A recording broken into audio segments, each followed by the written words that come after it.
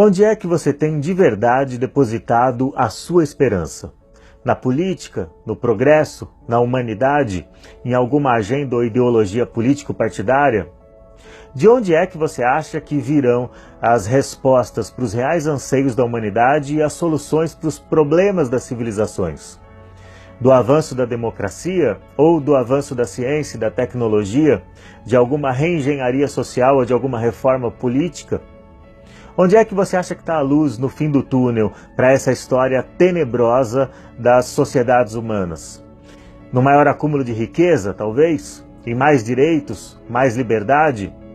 Ou a sua esperança está de verdade, como dizem os hinos que você canta e os sermões que você ouve, no reino de Deus e no estabelecimento definitivo desse reino entre os homens?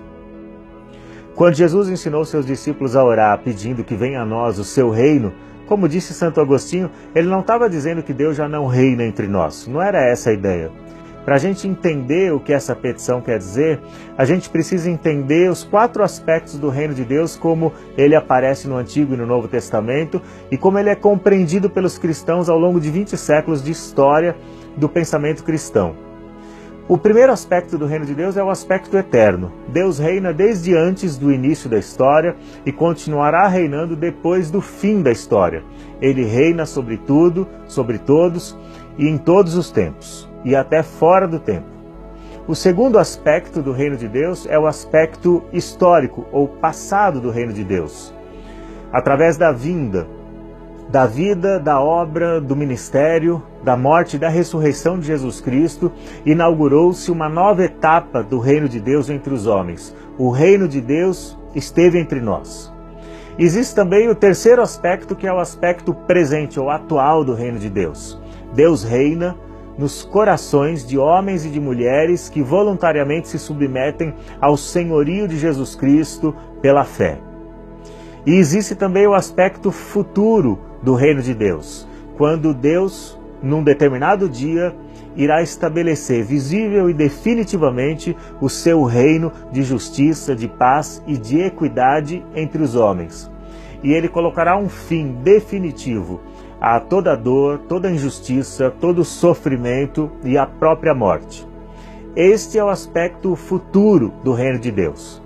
Quando Jesus ensinou seus discípulos a orar, pedindo que venha sobre nós o seu reino, ele não estava falando sobre o aspecto eterno do reino de Deus e nem sobre o aspecto histórico ou passado.